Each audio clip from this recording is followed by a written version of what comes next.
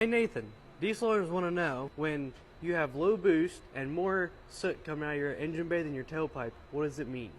That's a good question. So today, what we got in the shop, number one, is a 2006 Chevy Duramax LBZ. This is considered the coup de grace of all the engines when it comes to the Duramax world. So we have the privilege of working on this beautiful truck here. And what we found, the customer complained of low boost or low power. He says it's not building any boost. He's got an edge insight on his monitor. It wasn't building. So what we found that was causing this was up pipes were cracked. So he had some cheap up pipes. They cracked at the bellows. There's soot blowing all around up here by the turbo and stuff. And what that's causing essentially is the turbo not to spool up and build that power.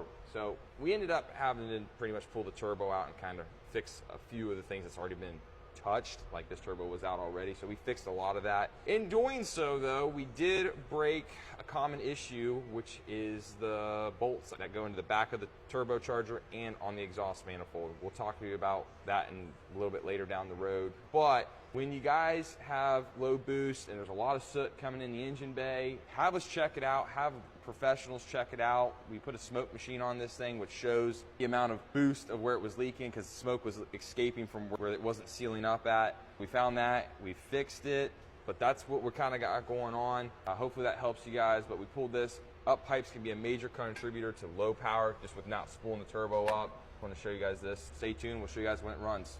All right guys, we got the manifold off the Duramax and we wanted to show you kind of what was going on, which we were accurate. The bolt did break. I wanted to show you the common problems. So when you guys are doing up pipes, like which we're showing you here, these bolts break is where the pipe hits. And why does it break? Well, it's a stainless steel bolt on a cast iron piece. And what happens is over time, these trucks are very old and there's a lot of heat cycles.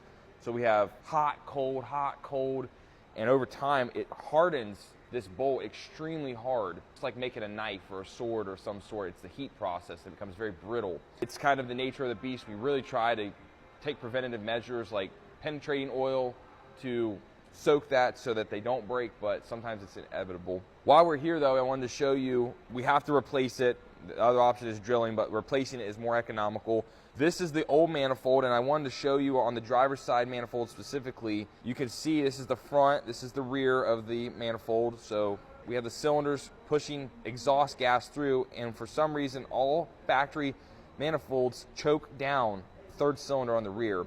It chokes down and opens back up, which this causes some restriction in exhaust flow. So what we do is we buy another one, and all updated ones you can see same thing. There's no exhaust restriction. It's actually perfectly round essentially, so it really alleviates the restriction on the two front cylinders for the exhaust. I don't know if you're really going to see a whole lot of improvement or feel anything, but it does alleviate that, especially over time. It opens that exhaust channel up. So we always recommend that. We're gonna put this back together. We found that the best way to put things together so that these bolts don't break, there's updated bolts, number one, and nickel anti-seize is the only way to go when installing anything that requires anti-seize, because when we were at Loctite, they had a seminar, their anti-seize was good up to 2100 degrees before it actually failed or melted or whatever.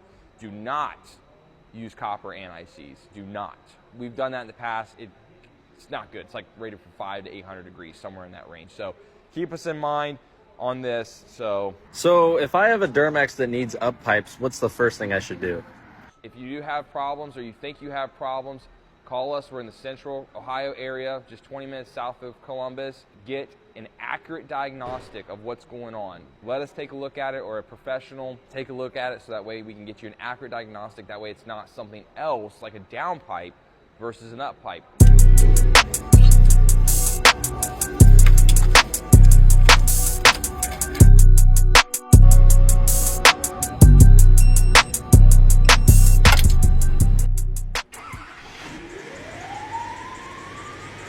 That's what a truck should sound like. Loud and turbo-y. It didn't sound like this at all. Sweet.